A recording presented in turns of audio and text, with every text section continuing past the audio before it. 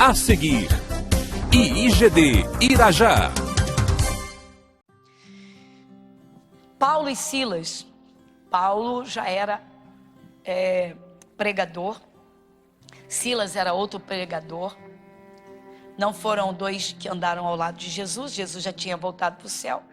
Mas estão os dois pregando. E vão pregar em cidades idólatras, que não suportavam ouvir alguma coisa que fosse contra as suas crenças.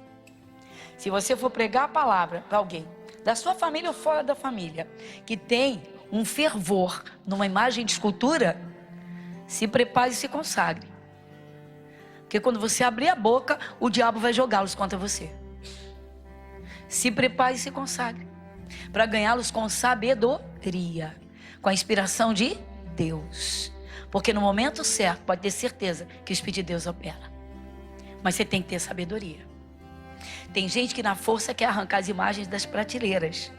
Mas aquela pessoa ainda não tirou do coração. Não tente. É melhor você orar. É melhor você se preparar para fazer tudo pelo Espírito de Deus no momento certo. Tudo bem. Paulo e Silas foram pregar. Chegaram numa cidade em que havia uma idolatria ferrenha. E eles estão lá para falar que existe um único intercessor, um único salvador, um único mediador. Aquele povo está acostumado com muitos deuses, com muitas crenças, com muitas coisas. E Paulo não arreda o pé, e ele prega. Jesus, só Jesus. Foram até as autoridades locais e saíram para prender Paulo e Silas. E prenderam. Mas não satisfeitos, os espancaram. Os pregadores. Abra sua Bíblia em Atos capítulo 16.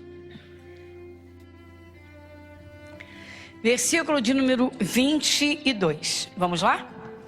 Começa no 22, vamos juntos? E a multidão se levantou unida contra eles. E os magistrados, rasgando-lhes as vestes, mandaram açoitá-los com varas. E havendo-lhes dado muitos açoites, os lançaram na prisão, mandando ao carcereiro que os guardasse com segurança. O qual, tendo recebido tal ordem, os lançou no cárcere interior. Ele segurou os pés no tronco. Perto da meia-noite, Paulo e Silas, o quê? Oravam e cantavam hinos a Deus. E os outros presos? Dá uma paradinha. Se você fosse um pregador, se fosse você, Paulo, se você, irmão, fosse Silas, vamos lá. Ou se você, mulher, fosse uma pregadora e fosse companheira desses dois aqui na pregação. Bom, você entrou na cidade para pregar o evangelho, uma multidão se reuniu para te ouvir, e você está falando só de Jesus. Vamos entrar aqui na história, no fato aqui. Bom, aí a notícia chega, as autoridades locais mandam prendê-los e espancaram-os. Caramba, na frente do povo para quem eles pregaram. Caramba, Silas e Paulo deveriam... Meu Deus, que tristeza, que vergonha. Vão dizer que esse Deus não tem poder nenhum. Ai, que tristeza, que vergonha. Não, meu irmão. Não, minha irmã. Não. Você tem que entender que tudo nesse mundo que se levanta para causar sofrimento tem por detrás a ação de Satanás. O diabo usa, enquanto os filhos estão no mundo, o diabo vai tentar com eles para ferir os pais. Sabe que o fim é Cristo, que o que está prometido vai se cumprir se alguém lutar e assumir. Então Satanás luta ferrenhamente. O que está acontecendo nessa cidade? Satanás não quer que o nome de Jesus seja espalhado nessa cidade. Quem está espalhando o nome de Jesus com poder e autoridade para levar para o céu, para curar os enfermos, para libertar os endemoniados? Quem? Paulo e Silas. Satanás então olhou isso e disse: espera aí, vão deixar de acreditar nas imagens de escultura? Espera aí, aquele filho vai largar a maconha? Aquela filha vai largar aquelas amigas que estão puxando para a prostituição? Deixa eu ir lá. Quem é que está pregando para eles? Vamos em cima. Você sabia que a luta é Satanás contra o evangelho? Desperta, igreja. Pastor, mas como é que o diabo consegue mexer com os sentimentos de pessoas ao ponto de destruir famílias? Irmãos, eu fiz a primeira pergunta quando cheguei aqui, depois da oração. O que eu perguntei? Qual é a sua estrutura espiritual? Irmão, qualquer pessoa pode mudar o seu comportamento se não estiver bem revestido do poder. Eu não estou falando de pessoas descaracterizadas ou despersonalizadas, não. Eu estou te dizendo que o diabo sabe fazer a cabeça de qualquer pessoa. Ela pode ir para a melhor igreja da face da terra. Se ela não tiver estrutura espiritual, em algum engano do diabo, ela pode cair. Porque Satanás é bandidão. Ele sabe preparar engenhosas artimanhas para destruir um casamento, uma família, para dividir pais e filhos. Separar pais de filhos. Para arrebentar com uma família. Para acabar com ministérios. Não subestime a sagacidade do diabo e... Você não conhece a estrutura de ninguém. Você não conhece. Talvez você pense assim, eu sou cabeça feita. O quê? O apóstolo Paulo escreveu com maturidade e disse, aquele que está em pé, cuide para que não caia. Cuide para que não caia. O sujeito chega aos 75 anos, se apaixona pela secretária de 25, secretária nova, e ele se apaixona. Chega em casa e diz para a esposa, mulher, sinto muito, mas o nosso tempo acabou. Por quê? Não dá mais. Não consigo nem pensar, que me arrepia, me dá nojo. Quê? Peraí, o que está acontecendo? Isso é um caso real, do meu ministério. Cidadão empresário, mega empresário, chegou para a esposa, não era um da igreja, nenhum dos dois. Chegou em casa depois de um dia aparentemente normal de trabalho, uma sexta-feira, abriu o armário, tirou as roupas dele, 2 malas do lado, e a esposa entra e falou, o que está acontecendo? Ele disse, está acontecendo? Cansei, não aguento, não dá nem para pensar. O quê? Vou morar com a fulana. O quê? A secretária da fábrica? Sim. O que aconteceu? Estou amando loucamente. Bom, primeiro o amor vem de Deus, isso não é amor, é paixão. Por isso que é louco. Então, loucamente. E foi embora. Foi embora. Alguém perguntou, foi embora? Foi embora? Foi embora. E voltou, pastor? Não sei, porque... Espera aí, senhora, eu não posso conversar agora. Não posso conversar. Num momento desse, Deus faz a gente lembrar. Por quê? Porque essa senhora veio à igreja, pediu uma oração para ficar confortada, porque ela pensou em morrer. Porque o casal tinha acabado de receber uma bisnetinha. E o cidadão não pensou na mulher, nos filhos, no casal de filhos, nos netos e numa bisnetinha que estava com 1 mês e meio de idade. Quando a paixão toma conta do coração, ela sobrepuja o quê? A razão. Às vezes é a paixão pelo trabalho. Às vezes é a paixão pelo mundo. Não subestime a sagacidade do diabo. E às vezes não é paixão nenhuma. Sabe o quê? Um esfriamento. Acabou. Esfriamento. Acabou. Acabou. No mundo tereis aflições. O cristão tem que estar de pé na batalha espiritual dia e noite. Que isso? Jesus falou, orai sem cessar. Orando em todo tempo. O dever de orar sempre. E a palavra? Pois é, irmãos. E a palavra? Mas o que vai acontecer? Olha só. Eles estão pregando o evangelho da maior dignidade, com toda a seriedade. Apóstolo Paulo, irmãos, espancado por pregar o evangelho. Ele devia estar agora revoltado, desesperado, dizendo, cadê esse Jesus na minha vida? As pessoas estão errando o alvo, irmãos. As pessoas estão errando o alvo, irmãos. Alguém se coloca para evangelizar, isso é a primeira vez para evangelizar. Vai ficar do lado de uma pessoa experiente. E aí? Vai ali, entrega o jornal e diz assim, ó, presentão de Jesus para você. Eu não quero saber disso. Fala para a pastora que eu não quero evangelizar mais.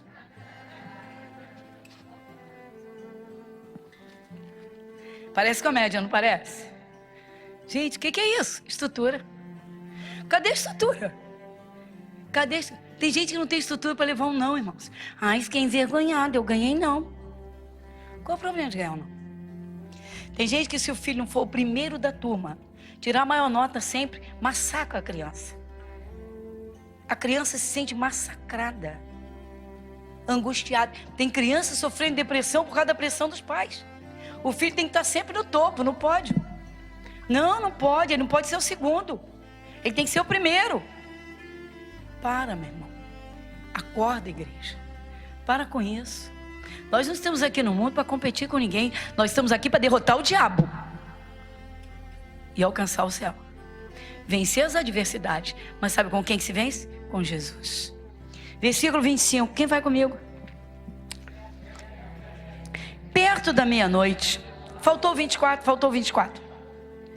O qual, tendo recebido tal ordem, os lançou no cárcere interior e lhes segurou os pés no tronco. Perto da meia-noite, Paulo e Silas oravam e cantavam hinos a Deus. E os outros presos? Deixa eu perguntar para vocês, estavam espancados? Sim ou não? Espancados? Todo mundo é capaz de dizer? É uma só voz? Sim, estavam espancados. Será que o espancamento não doeu? Sim? Sim. A olhos naturais estavam envergonhados? Sim. Eles se importaram? Não. Eles cantavam louvores a Deus. Pastor, estrutura espiritual.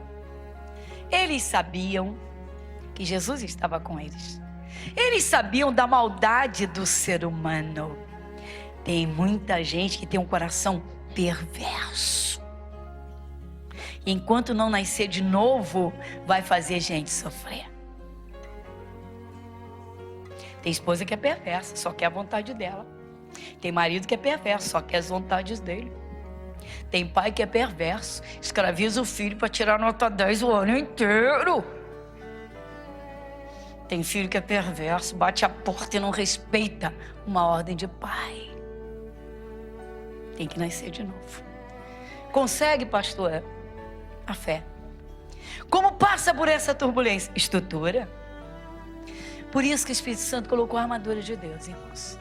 A armadura de Deus. Cristão tem que ser revestido, irmãos. Você tem que saber que tudo pode mudar. Deus pode mudar toda e qualquer situação. Toda. A doença desaparece.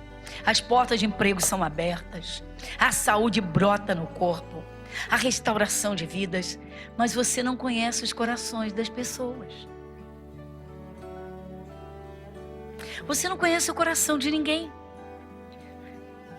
Na escola bíblica, nós contemplamos que enquanto Neemias reconstruía, junto com um grupo que trabalhava com ele, os adversários zombavam deles. Para quê? Para que eles enfraquecessem, parassem a obra e prestassem atenção na zombaria, para que ficassem chateados, acuados, revoltados ou trancados dentro de casa. Não vou fazer mais nada, ninguém merece nada. Um dia uma senhora chegou para mim e disse: pastor, eu vou parar de vir nos cultos da família. Eu falei: o quê? Vou parar de vir nos cultos da família. Eu falei: por quê? Meu marido fica zombando da minha cara. Já vai fazer as tuas rezinhas pensando que eu vou virar crente? Eu não vou mais orar coisa nenhuma. E aí eu deixei ela chorar, falar. Quando ela terminou, eu falei: senta, irmã, acalma o seu coração. Mas eu quero dizer para a senhora que eu não oro mais. Eu não vou orar mais. Aí eu vi que ela estava, além de irritada, fazendo pirraça. Deixa ela acalmar o coração.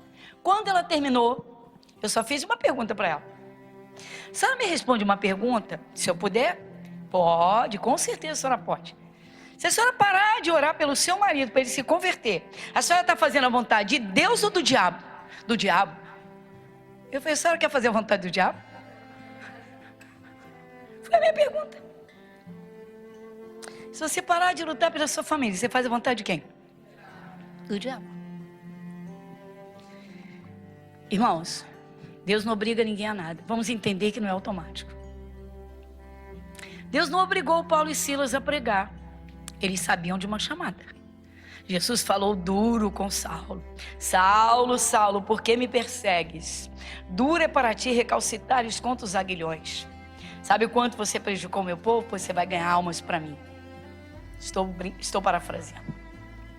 Saulo sabia, mas Jesus não obrigou. Se você não pregar para mim, você morre. Jesus não fez isso. Se Jesus fizesse isso, muita gente aqui não estava de pé.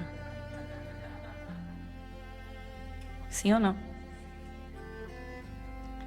Paulo e Silas estavam pregando, foram presos, espancados, machucados, feridos, humilhados. Estão presos num tronco. Rasgaram as vestes deles antes de jogarem-nos no cárcere. No cárcere, rasgaram as vestes, significa que eles estão praticamente sem roupa. Muito humilhados, amarrados num tronco, e eles estão orando e louvando a Deus. Tenta explicar isso. É simples. Estrutura espiritual. Porque eles sabem que eles vão sair dali e vão sair por cima. Que isso? Versículo 25, 26. Vamos lá? E de repente sobreveio um tão grande terremoto que os alicerces do cárcere se moveram e logo se abriram todas as portas e foram soltas. Ficou alguma prisão? Algum portão ficou fechado? Alguém ficou preso no tronco? Louvor, adoração e oração. Esse é o segredo. Cristão que tem estrutura, irmãos, ele passa pela tempestade. Sente. Somos humanos. Você é humano. Ninguém gosta de saber que um filho está numa madrugada bebendo. Uma mãe nunca quer ouvir que uma filha está se prostituindo. Mas se essa mãe e esse pai são de Jesus de verdade, pois eles vão ficar na presença de Deus, na promessa de Deus, orando incessantemente, sem olhar para as circunstâncias, olhando só para a promessa, para Jesus. E lá para frente, eu sei em quem eu tenho crido, sei que vai se cumprir. Eu e minha casa serviremos ao Senhor, eu e a minha casa serviremos. Dona fulana, a senhora está sabendo da sua filha? Eu estou sabendo de Jesus. Falando sério. Dona fulana, a senhora está sabendo? Estou sabendo de Jesus.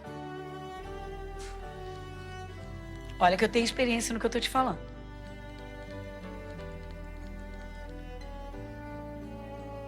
Eu estou sabendo de Jesus. Por quê? Porque está escrito. Acabou mesmo. Acabou. O que aconteceu? Todas as cadeias se quebraram. Desmoronou, um desmoronamento. Um terremoto. E está lá o Paulo e o Silas tranquilo. E aí? Mas aí vem mais. Versículo de número 27. Acordando o carcereiro e vendo abertas as portas da prisão, tirou a espada e quis matar-se, cuidando que os presos já tinham fugido. Mas Paulo clamou com grande voz, dizendo: não te faças nenhum mal, que todos estamos aqui. Ei, ninguém aqui está correndo não, estamos aqui, fica tranquilo. Irmãos, quem anda com Jesus está seguro nas mãos de Deus. E pedindo luz, saltou dentro, e todo trêmulo se prostrou ante Paulo e Silas. E tirando-os para fora, disse: senhores, que é necessário que eu faça para me salvar? Pronto. O carcereiro, irmãos, o carcereiro está perguntando aos presos: senhores, o que eu faço para me salvar? Ou seja, que Deus é esse de vocês, que vocês cantam, eu estou escutando vocês cantando, e tem um desmoronamento. As portas se abriram todas, vocês estão livres, poderiam ter fugido. Que Deus é esse de vocês? Que Deus é esse? Cadeias se quebram quando o cristão tem estrutura, quando ele sabe viver da fé, quando ele louva nos momentos difíceis. Que isso, pastora? Irmãos, tem cristãos que com pequenas contrariedades já voltam no tempo, naquela mesma depressão que tiveram. Tem cristãos, tem pessoas que saíram dos piores sofrimentos, se converteram. Atravessa uma temporada de vendavais, de temporal, de cabeça erguida. Daqui a pouco, meu irmão, a glória de Deus se manifesta e é tremenda. A Bíblia diz que Deus não desampara o justo. Ele nunca vai te desamparar. Ele nunca vai te desamparar. Quando você passar pelo fogo, Ele diz: eu estou contigo. Passar pelas águas, Ele diz: eu estou contigo. Sabe o que é triste, irmãos? Quando o cristão perde o foco no meio da luta ou da aflição. nunca haverá um demônio que possa vencer um cristão que verdadeiramente tem Jesus. Não, pastora, não. O Espírito Santo garante e diz: maior é o que está em vós do que o que está no mundo. Por que o cristão não foca isso? Por que não enche o coração? Meu irmão, seja amigo de Jesus. Com Jesus você vai ganhar toda a sua família para Jesus. Você vai ganhar para Deus. É, pastora, mas nem todo mundo atende. Olha, irmãos, então agora para terminar, a fé de cada um é muito pessoal. Mas não pensa você que você pode endireitar uma pessoa. Jesus pode, mas você não. Quando a multidão de discípulos não quis ouvir a verdade as verdades que Jesus estava falando, quando Jesus começou a falar de compromisso sério com Deus, quando Jesus começou a pregar o comprometimento com a sua palavra, com o próprio Deus, para dizer: vocês agora são de Deus, vocês são diferentes. Vocês têm que esquecer esses costumes do mundo. Deixa isso de lado. E não foi hoje, hein? Que se fosse hoje, Jesus diria: esquece Halloween. Lembra lá do que foi dito no início. Lembra que no Antigo Testamento as bruxas eram queimadas em praça pública? Então não se mete com o dia das bruxas. Não, pastora, a senhora está errando o alvo. Não é Halloween, é Aleluim.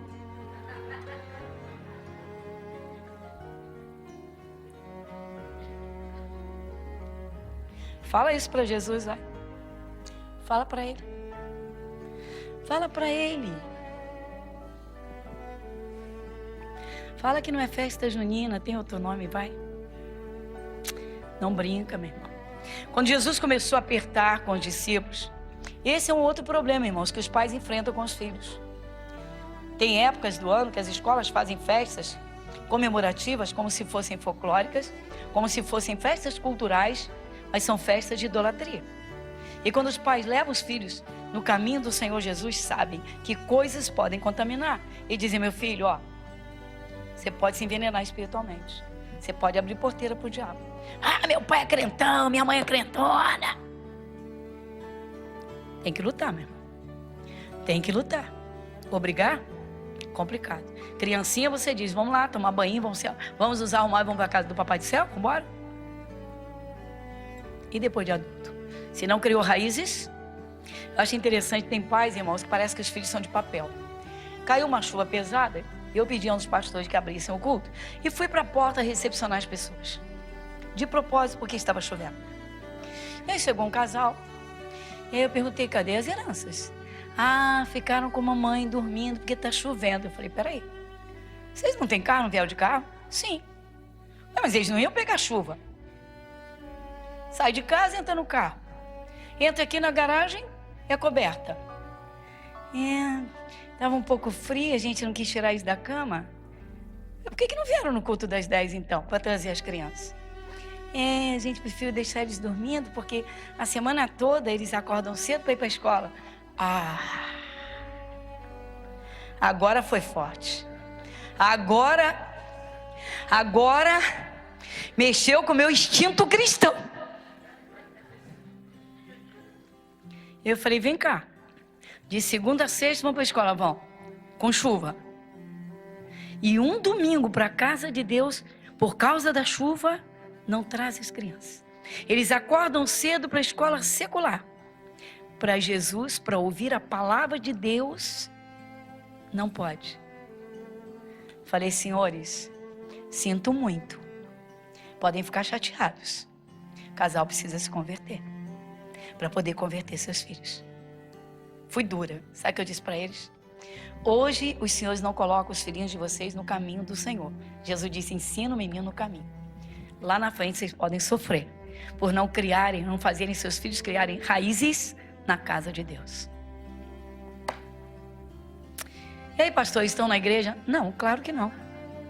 Abra no Evangelho de João, no capítulo 6. Evangelho de João, capítulo 6, versículo 60. O que está escrito aqui? Muitos, pois, dos seus discípulos, ouvindo isso, duro é este discurso.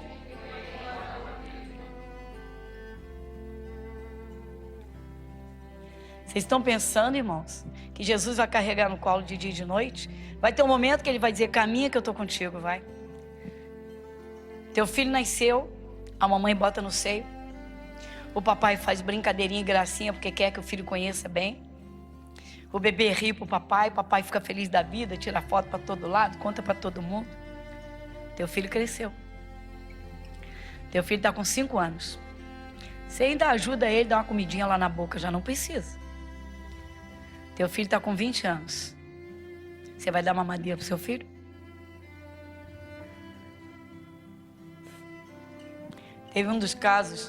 Teve um caso policial que foi comédia no Rio de Janeiro, no Brasil e no mundo, né? Agora com as mídias eletrônicas. Não sei se vocês estão sabendo, mas o cidadão de 19 anos foi preso em auto de flagrante cometendo um roubo. Roubo, assalto. Foi preso.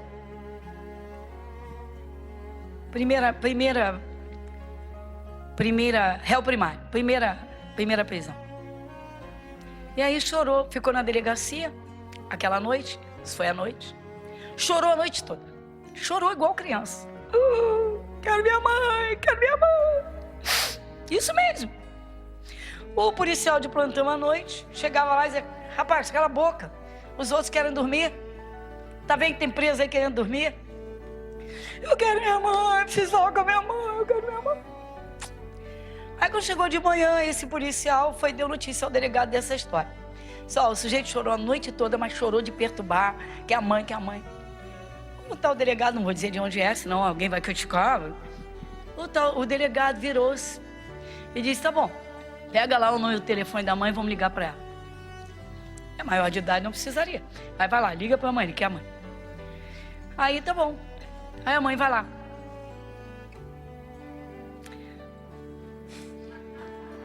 Sabe o que ela levou para ele? Uma chupeta. Quem sabe do fato? Isso é sério, você está achando que eu estou brincando? Eu não estou brincando. Isso aconteceu aqui no Rio de Janeiro. A mãe levou a chupeta. Ele não dormia sem chupeta. O problema não foi porque ele estava preso, foi porque ele não tinha chupeta.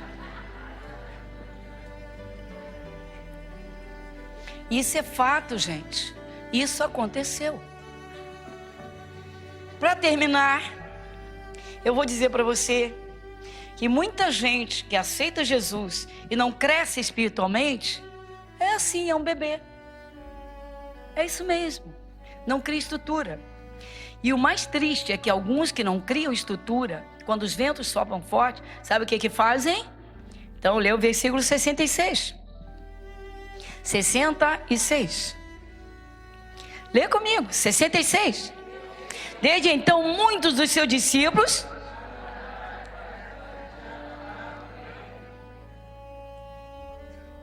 se eu tenho Jesus, não são 100% das pessoas que se convertem comigo que de repente vão ficar na igreja, não. Que isso? Ah, não, isso aí é muito duro. Não consigo ver dessa forma. Eu tenho que orar pela minha família o tempo todo. Não, eu não concordo com isso, não. Eu tenho que suportar. Não, estou maior de idade, tenho meu salário, vou morar sozinho. Isso, não sou criança. Fiz 18 anos, tenho meu emprego. E aí? Mas você é solteiro, a palavra diz para sair casado. Portanto, deixará o homem pai, mãe. Não, isso é outro tempo, a sala está por fora, não sabe de nada. E essa igreja aqui não serve para mim, não. Tira a liberdade da gente. Você entendeu? Sabe o que Jesus fez? É o que eu faço, que eu falei para o casal, fique à vontade. Eu só ensinei para eles que hoje as crianças vão para a escola debaixo de chuva de segunda a sexta. E uma vez por semana, no domingo, não pode vir à igreja para participar da escola bíblica infantil, onde a criança vai criar raízes em Cristo, onde vai criar temor a Deus, vai criar o verdadeiro respeito, vai saber ocupar o seu espaço, vai criar uma estrutura que não vai se importar com bullying e vai vencer todas as adversidades porque vai andar com Jesus. Mas não podia. Então segue o seu caminho.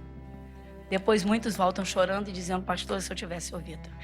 Eu mesma já ouvi isso. Sabe o que Jesus falou? Só ficaram os 12 de novo. Jesus disse, versículo 67. Então Jesus disse aos 12, quereis vós também retirar-vos? E você? O que você quer? Você quer Jesus? Alguém diz amém? Igreja Internacional da Graça de Deus, Avenida Monsenhor Félix, 1120, Irajá.